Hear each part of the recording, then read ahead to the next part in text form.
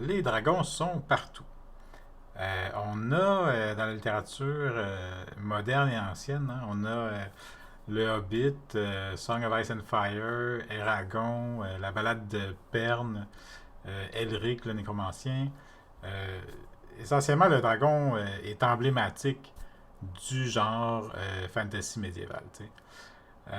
Et puis, ce qui est intéressant, c'est que c'est tout le temps, sont tout le temps rares ou éteints, disparus, menacés d'extinction, pourchassés parfois, mystérieux, parfois légendaires, parfois même dans le cadre de la fantasy, ils ont le statut légendaire.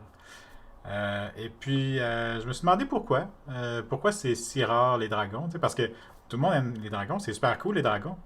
Donc, pourquoi il n'y a pas d'histoire avec 1 million de dragons, tu sais, avec, avec plein de dragons?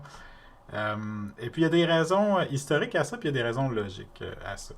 Donc, on peut explorer ensemble le puits sans fond dans lequel je suis tombé pour trouver une réponse à cette question. Et pour ça, il faut remonter à la préhistoire, essentiellement.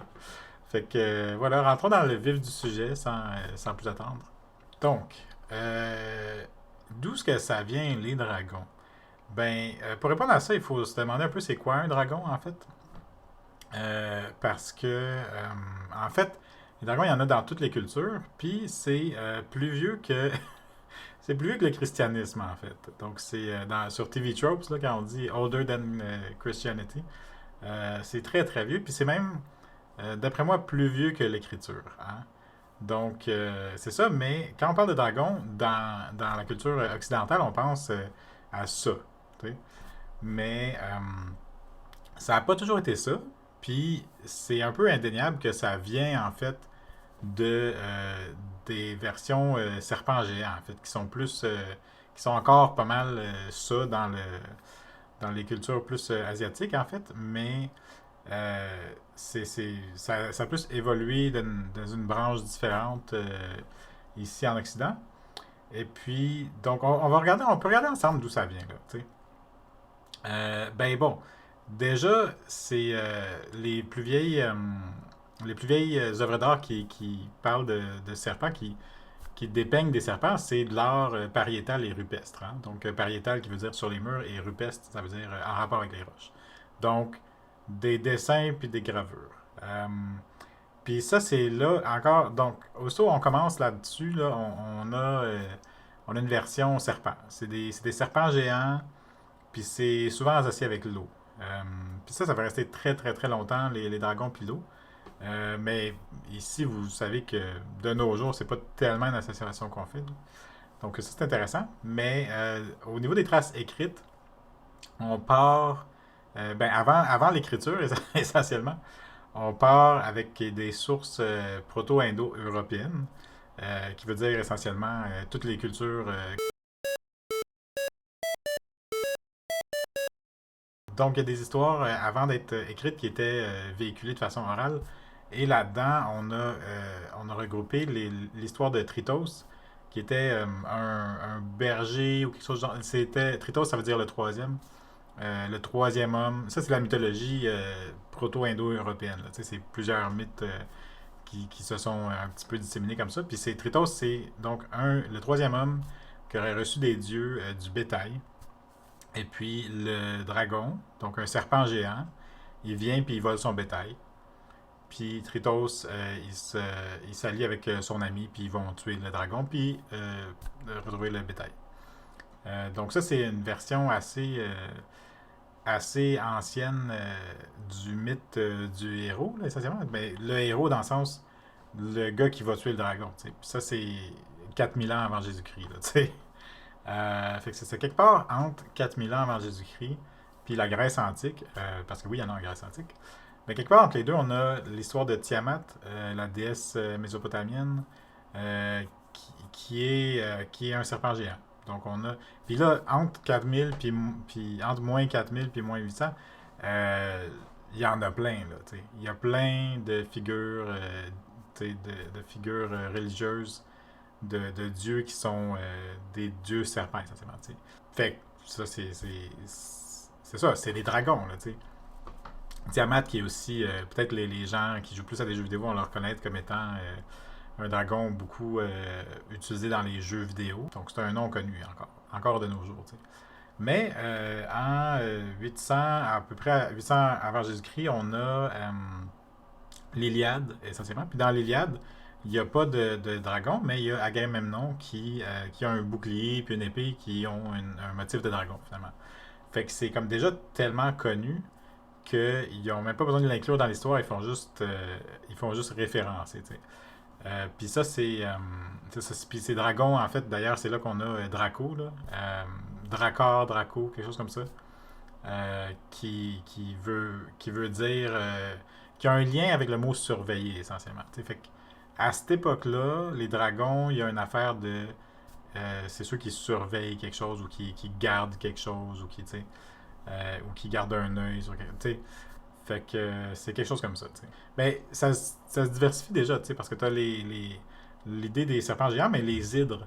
Tu sais, les hydres à plein de têtes, là, donc, on reconnaît ça dans, mettons, Hercule, là, tu sais.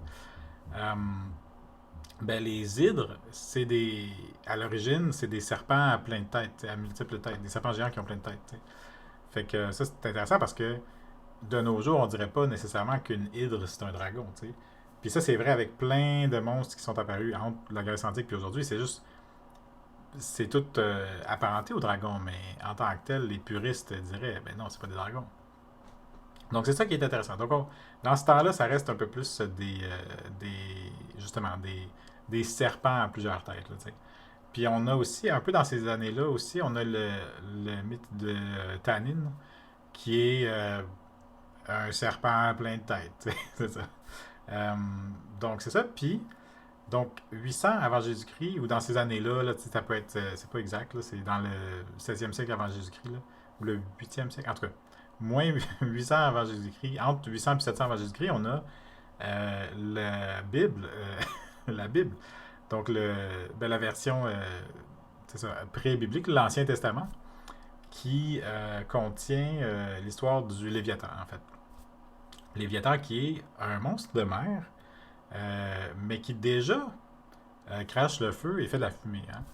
Donc ça, c'est intéressant à ce niveau-là parce que c'est ça qui, pour moi, fait la grosse différence entre les serpents géants puis les dragons de nos jours, c'est qu'ils crachent le feu, essentiellement. Puis ils volent, là, qui est pas toujours été, qui est pas clair dans plusieurs mythes anciens, mais dans la Bible, c'est bon, associé avec l'eau, crache le feu, puis il y a des ailes, tu sais.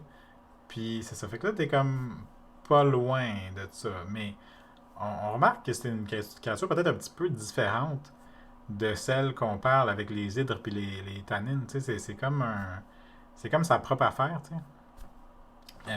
C'est ça. Fait que entre ça, puis mettons 300, dans le coin des années 300, puis vraiment, l'époque médiévale, là, c'est vraiment là que ça va se développer l'idée moderne des dragons, mais en 300, après Jésus-Christ, tu as le Saint-Georges. Donc, Saint-Georges contre le dragon, qui est ultra connu en Angleterre. C'est comme une de leurs histoires fétiches de saints. Là. Fait que, puis dans Saint-Georges contre le dragon, là, c'est vraiment clair que les dragons sont cupides et voraces. Là. C'est des gloutons cupides. Donc, on voit que ça représente en fait des figures diaboliques, plus ou moins. Là. Ils ont tous les péchés, puis donc c'est soit métaphoriquement ou littéralement. Dans Saint-Georges contre le dragon, je pense que c'est une métaphore, mais parmi la période médiévale, ça va beaucoup varier entre métaphore et littéralement figure diabolique. Là, et puis, c'est ça, à partir de là, entre 600 puis, bon, 1000, 1200, ça devient un petit peu, comment dire ça, ça se multiplie là, dans les temps médiévaux, mais vraiment, entre 1000 et 1200, c'est là qu'on a les dragons comme étant plus des créatures qu'on cherche. Dans ces années-là, tout a l'air de dire que c'était comme un peu, tu pouvais croire aux dragons, tu sais. Puis c'est en 1260 qu'on a la première vraiment image, la première illustration d'un dragon moderne tel qu'on le connaît aujourd'hui, avec le manuscrit 3244 de Harley, là, qui est un manuscrit qui parle de plein de choses, mais qui surtout parle qui a une image d'un dragon ça a des ailes, ça vole, puis ça crache du feu, puis c'est comme écaillé, tu sais. Fait que là, ça c'est clairement la version moderne, là. On est donc au 13e siècle, là, tu sais, on est en 1260. Puis donc en 1270, on a une image de... Je trouve ça intéressant parce que 1260, on a une image de dragon moderne, puis 1270, donc vraiment pas longtemps après, on a une image de Saint-Georges contre le dragon, et c'est une représentation moderne, justement, tu sais. Donc, tout porte à croire que avant, dans les années où est-ce que le mythe de Saint-Georges contre le dragon a été développé, c'était peut-être pas une image moderne, justement. C'est peut-être pas une affaire qui crache le feu. Là, vous pouvez me corriger si vous êtes genre historien, là, mais j'ai l'impression que dans ces temps-là, ils voyaient encore comme une affaire qui est un serpent géant, essentiellement. Puis la figure du Léviathan s'est peut-être fusionnée avec celle du serpent géant pour devenir, vers les années 1270, dans ces années-là, ça devient l'image qu'on connaît avec Saint-Georges contre le dragon. Donc c'est ça qui est peut-être intéressant, où est-ce qu'il y a comme une évolution, en fait, du concept de dragon dans l'imaginaire collectif, qui est un petit peu, justement, la faute du catholicisme, là. Ben, pas la faute, mais comme... ça a vraiment l'air d'être... Les dragons, ça existe depuis toujours en tant que serpent géant. Puis là, avec le catholicisme, puis le Léviathan, puis les trucs du genre, ça devient plus... Tu sais, ça devient tranquillement un gros monstre avec des ailes qui crachent du feu, tu sais, qui est Cupid et Avare. Donc, ça, c'est peut-être quelque chose d'intéressant. J'ai pas vu ça être nécessairement explicité nulle part, là, mais si vous avez des références plus qui parlent de l'évolution des dragons, euh, n'hésitez pas à les mettre en commentaire. Euh, donc après ça, c'est ça. Ça devient... donc je disais, les gens se sont pas tannés après ça des dragons, mais en 1800, donc on a des faits historiques ici. En 1800, on a Denis Diderot qui dit écoutez, les dragons, ça suffit, il y en a trop. T'sais. Fait que moi, j'ai pas une liste exacte de toutes les œuvres qui ont des dragons entre les années 200 après Jésus-Christ et 1800, mais il y en a eu assez pour que quelqu'un dise bon, c'est assez. Loin de se tanner, les, notre culture, nos cultures ont juste multiplié en fait les images de dragons. Donc, autant, là, récemment, là, on tombe plus dans l'époque moderne, justement, avec 1870. 1870, ça, c'est le Jabberwocky dans Alice de l'autre côté du miroir, qui est un dragon, là, c'est ça que c'est, là, t'sais. Puis après ça, évidemment, on arrive rapidement à Tolkien, puis à partir de là, je pense, si ça se trouve, Tolkien et le Hobbit, là, ça l'a peut-être plus solidifié une version vraiment très spécifique des dragons dans l'imaginaire collectif, comme tu sais, comment dire ça, les dragons qu'on trouve dans Donjons et Dragons, tu sais. Puis, c'est ça que Tolkien a fait avec, genre, toutes les affaires qu'il a mis dans ses livres. Fait que si ça se trouve, le dragon, si ça se trouve, les dragons qu'on connaît aujourd'hui, c'est les dragons de Tolkien, tu sais. Mais, tu sais, parce qu'avant ça, tu regardes, mettons justement l'œuvre de Choses contre le dragon. Oui, c'est un dragon, mais c'est pas toujours exactement la même forme. C'est pas le même archétype, là, si on veut, là, visuellement, en tout cas. Puis je trouve ça drôle aussi qu'avant, il était pas toujours géant, en fait. C'est ça que je disais, en fait, quand ça fusionnait un petit peu les affaires. C'est avant, on avait des dragons qui étaient des serpents géants, puis on avait bon, le Léviathan qui était évidemment géant, là, mais dans les, dans les images que moi j'ai vues, c'était pas nécessairement géant. Fait que c'est comme si même en 70, même en 1270, tu regardes, puis après ça, tout au long jusqu'en 1500, 1600, t'avais pas tellement le concept de géant. En fait, t'avais le concept de monstre qui crache du feu, puis qui vole, puis qui a des ailes. Mais le géant a peut-être été mélangé avec. Là, je pense à, mettons, Jormungandr dans les cultures nordiques, qui est un serpent géant, lui aussi. Mais qui est justement, qui a été écrit, tu sais, qui existait bien avant 1200, mais qui a été consigné là, vraiment à l'écrit dans les années 1200. Tu sais. Fait qu'on a serpent géant d'un côté, puis t'as dragon de l'autre côté, puis ça continue de se fusionner encore une fois jusqu'à en arriver à l'époque moderne. T'sais. Donc ça, je trouve ça pas mal intéressant. T'sais, le concept de justement, vraiment c'est quoi là, t'sais. Pour nous, c'est géant, a des ailes, crache du feu, ressemble à un est écaillé. Mais c'est ça, je pense que même à l'époque de Saint-Georges contre le dragon, c'était pas exactement tout spécifiquement ça. C'est intéressant de regarder les origines possibles des dragons. Euh, Juste en termes de vraiment, tu sais, comment on est arrivé à penser à un monstre de même. Là. Il y a plusieurs théories d'ailleurs, c'est super cool. Il y a comme je sais pas comment on appelle ça, la dracologie ou la dragonologie, en tout cas. Euh, on a, tu sais, bon, l'hypothèse numéro un, c'est, ça vient des dinosaures en fait.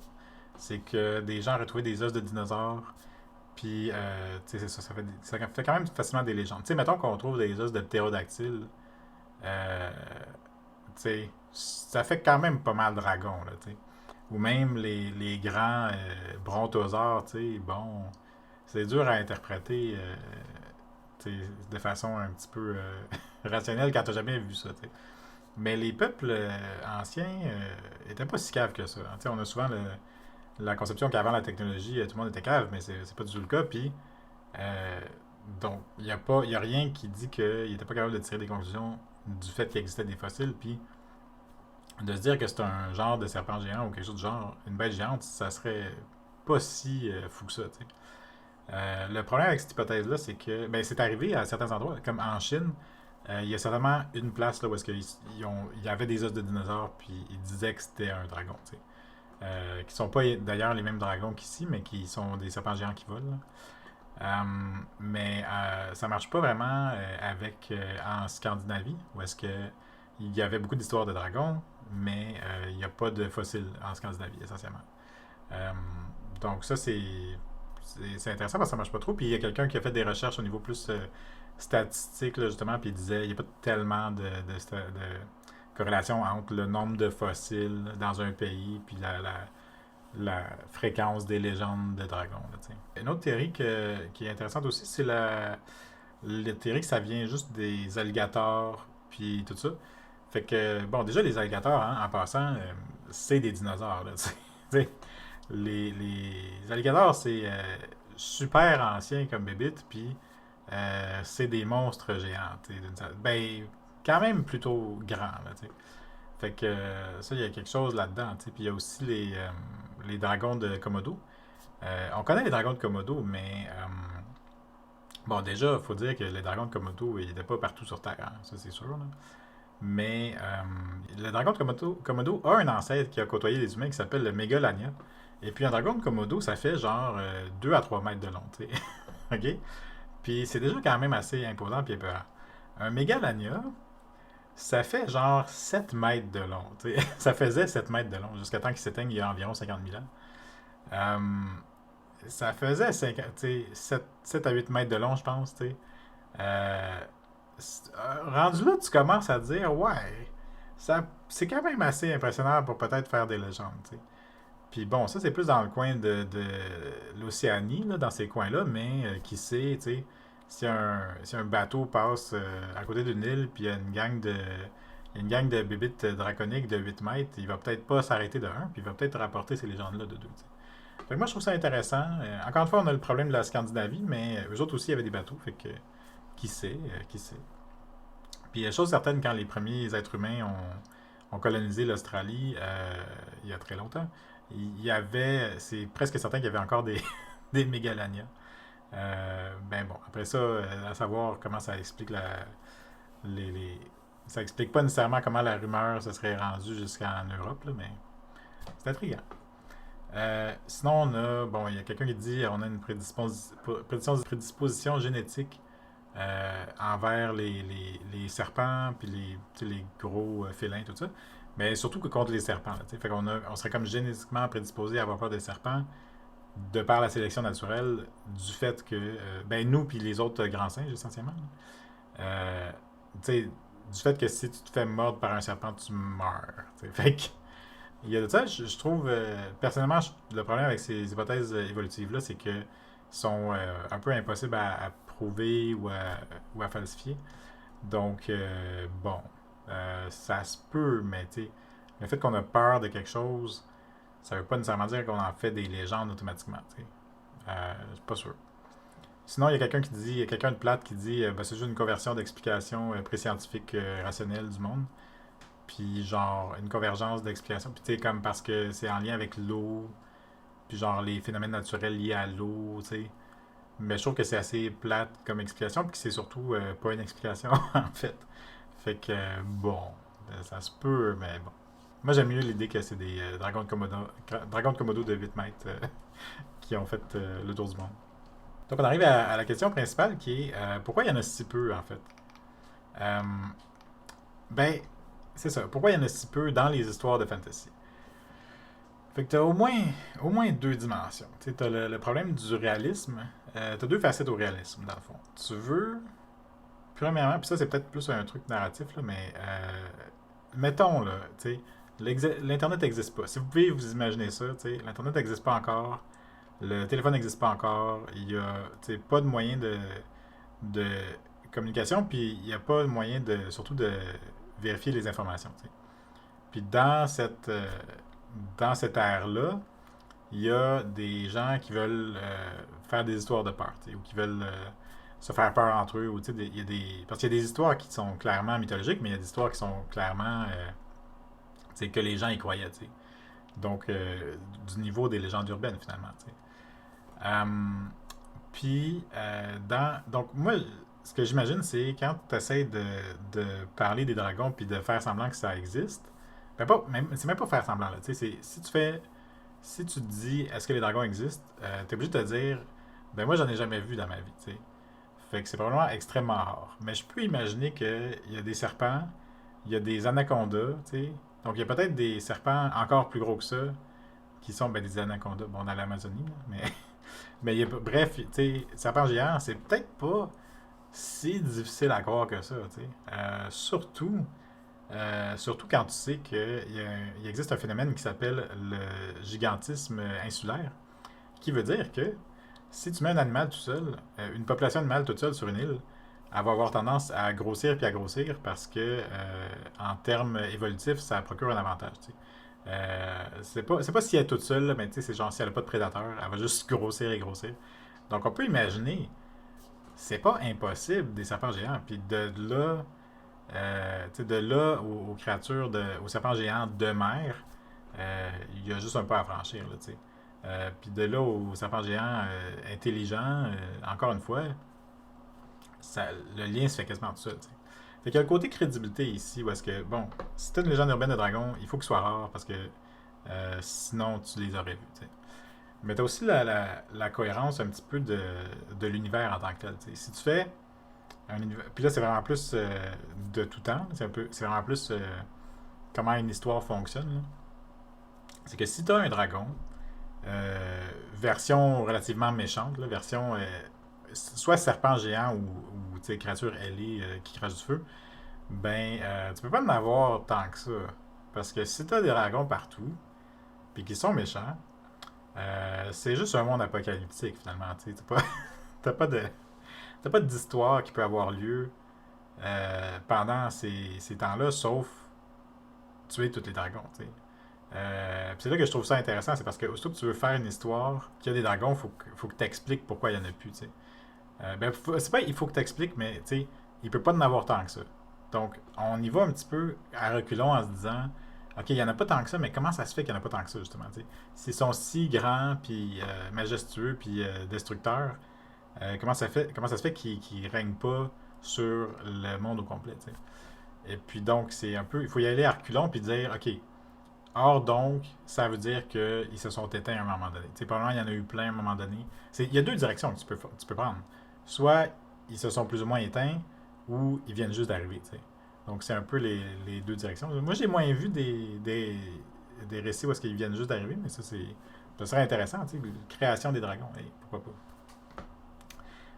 Fait que ça, c'est le côté plus le réalisme, tu sais, réalisme au niveau, on veut que ce soit réel, puis le réalisme, la cohérence de l'univers, mais t'as aussi un problème, mais pas, c'est pas un problème narratif, mais c'est un phénomène narratif, parce que, comme on le disait, dans l'ère médiévale, ils ont été énormément influencés, mais c'est pas juste influencé, là, l'Occident était catholique, là, t'sais.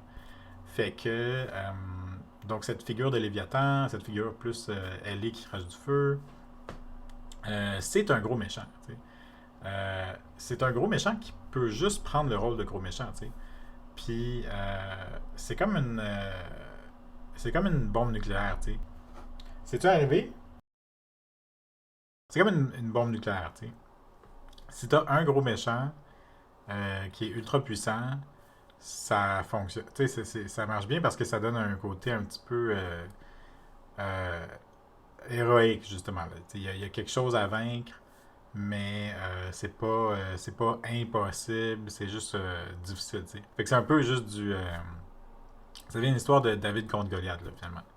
Mais, donc, si t'as tu sais, un gros méchant ultra puissant, ultra fort, euh, ça, ça marche en tant qu'histoire héroïque. Mais aussitôt que t'en as deux, bon, là, ça devient un petit peu compliqué. Puis, quand t'en as plus que ça, ben, ça devient, tu sais, ça devient irréaliste. Tu sais, plus qu'irréaliste, là. La suspension du scepticisme, là, elle devient impossible parce que t'as une armée de gros méchants mille fois plus puissants que le héros. À un moment donné, c'est une histoire qui arrête de faire du sens. T'sais. Donc, de deux choses l'une. Soit t'en mets juste un, ou soit il faut diluer d'une certaine façon leur puissance. T'sais. Comme pour ceux qui ont joué à Skyrim, ben, si vous n'avez pas joué à Skyrim, vous avez sûrement entendu parler de Skyrim. Là. Skyrim, ou même How to Train Your Dragon. Euh, Il y a plusieurs dragons dans ces histoires-là, mais euh, de facto, ils sont beaucoup moins terrifiants. Puis justement, pour que ça puisse faire une histoire qui a du sens, ben ils sont moins puissants. Ils sont pas. C'est pas l'histoire de un gars puis son épée contre une créature gigantesque. C'est plus l'histoire de un gars puis ses pouvoirs magiques ou ses pouvoirs d'ingénierie contre, oui, une armée de dragons, mais qui sont pas dans le fond une armée de dragons. C'est ça. Fait que c'est plus. C'est plus nuancé comme histoire, tu sais. Ce qui est la seule façon de faire une bonne histoire, tu sais. Parce que sinon, une bonne histoire, parce que t'as plein de dragons, mais c'est un peu pas des dragons d'une certaine façon. Tu sais, c'est comme.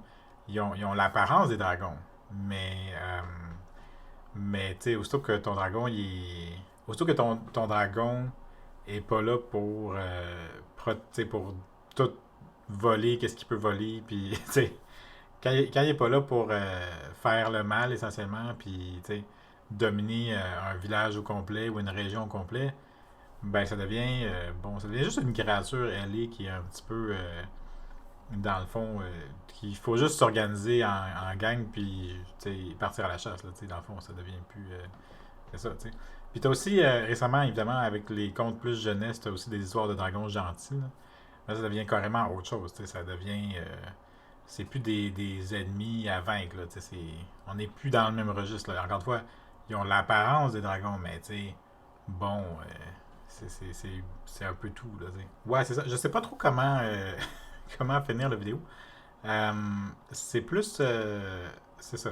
Les dragons sont devenus clichés, donc on a vu des variations. Justement, où est-ce que peut-être des fois il y en a plein, ou des fois il y en a des gentils, ou, mais moi, je m'en tanne pas. Je me tanne pas surtout du côté classique des dragons. Comme dans justement Game of Thrones, bon, Song of Ice and Fire, t'as as des affaires que tu peux faire avec tout en les gardant assez intéressants. T'sais. Ben justement, si on dit que c'est comme une bombe nucléaire, ben dans Game of Thrones, ben Daenerys, elle a trois bombes nucléaires. Puis c'est la seule qui a ça, puis ça a un impact géopolitique. Donc ça, c'est super intéressant, tu sais. Fait qu'il y a beaucoup de choses à faire avec ça. Évidemment, moi, je suis un grand fan de science-fiction. Fait que il y a quelque chose à faire avec les dragons dans l'espace. C'est ça, fait qu'il y a beaucoup de choses à faire avec ça, de ce côté-là. J'ai vu aussi dans l'histoire dans le recueil de nouvelles de Cordwainer Smith, ça se passe dans l'espace, puis il y a un dragon sur la couverture, tu sais. Fait que juste ça, c'est quand même cool, tu sais. Mais bon, c'est sûr que tu peux pas raconter les mêmes histoires de la même façon euh, pour un public qui a déjà justement une connaissance très large du sujet juste par exposition indirecte. Là. Juste en entendant les gens parler de dragons, tu peux avoir une idée du genre d'histoire que ça va donner. T'sais. Fait que c'est ça, il y a beaucoup de choses à faire avec ça. Moi, j'éviterais le côté Rick and Morty de rendre ça absurde. Là. Bon, Parce que ça se fait justement, mais tu sais, c'est comme. C'était déjà pas bon dans Rick and Morty, fait que bon.